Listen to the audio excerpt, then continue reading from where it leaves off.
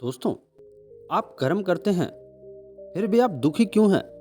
क्या आपका कर्म कर्म है या फिर दुष्कर्म है? सही कर्म का ही सही फल मिलता है, लेकिन सही कर्म कैसे करें? सही कर्म क्या होता है?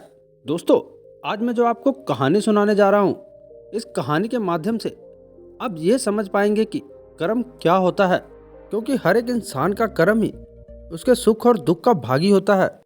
सही कर्म उसके सुख का भागी होता है और गलत कर्म उसके दुख का भागी होता है। एक बार की बात है, महात्मा गौतम बुद्ध जी के एक शिष्य ने यह प्रश्न किया कि हे भगवान, कर्म क्या है? महात्मा गौतम बुद्ध जी मुस्कुराए और उन्होंने जवाब दिया कि मैं तुमको एक कहानी सुनाने जा रहा हूँ। इस कहानी के माध्यम से तुम सभी शिष्य ये समझ जाओगे कि कर्म क्या है। एक राजा था, वो अपने मंत्री के साथ देश का भ्रमण करने निकला। भ्रमण करते करते राजा और मंत्री एक बाजार पहुंच गए। उस बाजार में राजा का ध्यान एक दुकानदार के ऊपर गया। उस दुकानदार को देखते ही राजा के मन में ना जाने क्यों ये विचार आया कि मैं इस दुकानदार को कल ही फांसी दे दूं। ये बात राजा ने जब अपने मंत्री को बताया, मंत्री कुछ बोले उससे पहले राजा उस दुकानदार के दुकान के सामने से निकल चुके थे और दूसरी बातें करने लगे। मंत्री बहुत ही चिंतित हो गया। उसे यह समझ नहीं पा रहा था कि दुकानदार की गलती क्या है।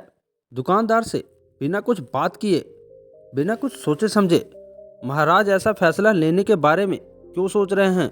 राजा और मंत्री भ्रमण करने के बाद राज दरबार वापस चले गए। मंत्री को रात भर नींद नहीं आई।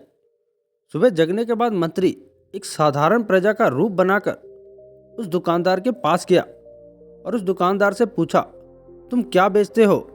दुकानदार ने जवाब दिया, मैं चंदन की लकड़ी बेचता हूँ।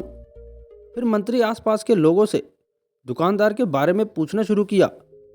सबने जवाब दिया कि दुकानदार किसी से बोलता नहीं है, हमेशा दुखी रहता है। मंत्री को बात समझ में आ गई। मंत्री फिर वापस दुकानदार के पास गया और उस दुकानदार से पूछा, तुम दुखी क्यों रहते हो? दुकानदार ने बताया, मैं दुखी इसलिए रहता हूँ क्योंकि मेरे दुकान पर लोग आते हैं, चंदन की लकड़ियाँ सूंघते हैं और बोलते हैं बहुत ही सुंदर है, बहुत ही अच्छी महक है, लेकिन कोई खरीदता नहीं है, इसलिए मैं बहुत दुखी रहता हूँ। मंत्री दुकानदार की बात सुनकर खुद भी भाव विभोर हो गया। कोई भी दुकानदार दुखी क्यों ना हो अगर उसके दुकान का कोई भी सामान ना खरीदा जाए, जबकि सामान में कोई कमी ना हो। मंत्री सोचने लगा कि ये दुकानदार अपने दुखों की वजह से इतना दुखी रहता है, परंतु राजा दुकानदार को फांसी पर क्यों लटकाना चाहते हैं? अर्थात राजा के मन में आए हुए विचार का उत्तर अभी तक मंत्री को नहीं मिला था। मंत्री ने फिर दुकानदार से पूछा, भाई तब तुम क्या करोगे अगर तुम्हारे दुकान की सारी चंदन की लकड़ियां ऐसे ही रखी की रखी रह जाएं? दुकानदार ने गुस्से के भाव में बोला, हाँ मैं जानता हूँ, मेरी चंदन की लकड़ियां ऐसे ही रखी रह जाएंगी, कोई नहीं खरीदेगा। इसलिए मैं सोचता हूँ कि हमारे देश का राजा जल्दी से मर जाए। अगर वो जल्दी से मर जाता तो मैं उस राज दरबार में उस राजा के दाह संस्कार के लिए अपनी चंदन की लकड़ी देता, जिससे मुझे कुछ पैसे मिल जाते और इस बाजार के अलावा बाकी के लोगों को भी मेरे चंदन की लकड़ी के बारे में पता चलता, तो फिर शायद कुछ ना कुछ लोग मेरी दुकान से जरूर खरीदते। मंत्री दुकानदार की बात को सुनकर सब कुछ समझ गया और उसके मन में एक विचार आया। मंत्री ने दुकानदार से चंदन की कुछ लकड़ियां खरीदी। इस खरीदारी से दुकानदार को कुछ पैसे भी मिल गए और वो थोड़ा खुश भी हो गया। मंत्री चंदन की लकड़ियों को लेकर वापस राज दरबार चला गया। राज दरबार पहुंचकर मंत्री ने उस चंदन की लकड़ियों को राजा के समक्ष रख दिया और बोला, हे राजन, ये चंदन की लकड़ियां उसी दुकानदार ने आपको भेंट किया है जिस दुकानदार को आप फांसी देने के लिए सोच रहे थे। राजा उस चंदन की लकड़ी को सूंघे तथा सूंघने के बाद बड़े ही प्रसन्न हुए। उन्होंने कहा कि चंदन की लकड़ियां बहुत ही ज़्यादा खुशबूदार हैं। दुकानदार के इस अनोखे भेंट से राजा बहुत खुश हुआ और मंत्री को कुछ स्वर्ण मुद्राएं दिया और बोला, जाओ उस दुकानदार को ये स्वर्ण मुद्राएं इनाम में देना और बोलना कि आज के बाद महल में जब कभी भी चंदन की लकड़ी की ज़रूरत पड़ेगी तब तुम्हारे दुकान से ही चंदन की लकड़ी ली जाएगी। मंत्री जी मुस्कुराने लगे तथा ये सोचने लगे कि अब तो राजा के मन में उस दुकानदार को फांसी देने का विचार आ ही नहीं सकता, क्योंकि अब तो हमेशा राज दरबार के लिए चंदन की लकड़ियों का इंतजाम की जिम्मेदारी उस दुकानदार को मिल गई है। मंत्री स्वर्ण मुद्राओं को लेकर वापस दुकानदार की तरफ चल दिया। इधर राजा इस विचार में पड़ गया कि वो दुकानदार तो बड़ा ही अच्छा इंसान है। जिस वक्त मैं उसके बारे में ये सोच रहा था कि मैं इसको कल फांसी दे दूंगा, तब शायद उसके मन में उस समय ये विचार चल रहा था कि राजन पहली बार मेरे दुकान के सामने आए हैं, क्यों ना मैं उनको अपनी सुंदर और खुशबूदार लकड़ियों को भेंट करूं। और आज उसने मुझे भेंट भी किया। वे वजह ही मैं उसको फांसी देने के बारे सोच रहा था।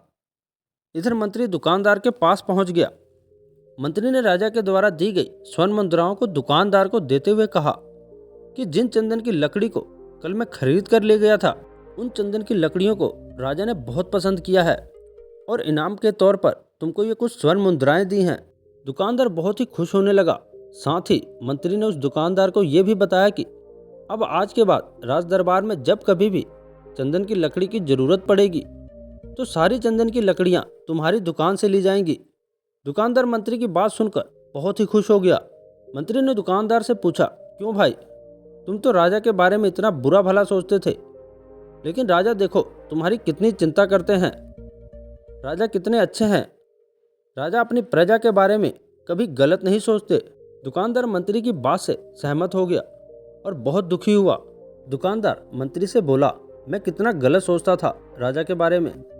राजा तो बड़े ही अच्छे हैं, बड़े ही भले राजा हैं। भगवान करे कि राजा की बहुत ही लंबी आयु हो। ये बात सुनकर मंत्री बहुत खुश हुआ। फिर मंत्री वहाँ से वापस राज दरबार को चला गया और यहीं पर महात्मा गौतम बुद्ध जी ने इस कहानी को समाप्त कर दिया। फिर अपने शिष्यों से उन्होंने पूछा कि अब बताओ कि कर्म क्या है। किसी शिष्य ने कहा, कर्म बोले हुए शब्द हैं। किसी शिष्य ने कहा, कर्म वाणी है। तो किसी ने कहा, कर्म सोच है। तो किसी ने कहा, कर्म भावना है। अपने सारे शिष्यों का जवाब सुनने के बाद महात्मा गौतम बुद्ध जी ने बताया कि कर्म हर एक इंसान की खुद के विचार होते हैं। हमारे विचार जैसे रहेंगे हम वैसे ही कर्म करेंगे और उन्हीं विचारों के द्वारा की हुई कर्म हमारे सुख और दुख के लिए उत्तरदायी होंगे। अर्थात हमारे विचार अगर गलत हैं तो हमारे द्वारा किया हुआ कर्म भी गलत ही होगा और इसका परिणाम भी गलत निकलेगा। परिणाम स्वरूप हम दुखी रहेंगे। अगर हमारे विचार सही रहेंगे तो हम सही कर्म करेंगे। सही कर्म करेंगे तो सही फल मिलेगा, जिससे हम सुखी रहेंगे। तो दोस्तों, इस कहानी से हमने ये सीखा कि अगर हमारे विचार सही रहेंगे, निष्पाप रहेंगे, तो उन्हें निष्पाप और सही सोच की वजह से लिया गया हर फैसला सही ही होगा। जब फैसला सही लेंगे तब हमारे द्वारा की हुई सारे कर्म सही ही होंगे, जिसका परिणाम भी हमें सही मिलेगा, जिस वजह से हम सुखी रहेंगे और खुश रहेंगे। तथा इसी जगह पर अगर हमारे विचार गलत होंगे तो हमारे द्वारा लिया गया हर एक फैसला गलत होगा, किया गया सारा कर्म गलत होगा, जिसे दुष्कर्म कहा जाता है। और उन्हीं दुष्कर्म की वजह से परिणाम भी गलत होगा। और जब दुष्परिणाम मिलेगा तब हम दुखी रहेंगे, परेशान रहेंगे। तो दोस्तों, कर्म का एक ही मंत्र है, सही कर्म करो जिससे आपको सुख मिले। दुष्कर्म करने से हमेशा आपको दुख ही मिलेगा। तो दोस्तों, आपको ये मोटिवेशनल कहानी कैसी लगी?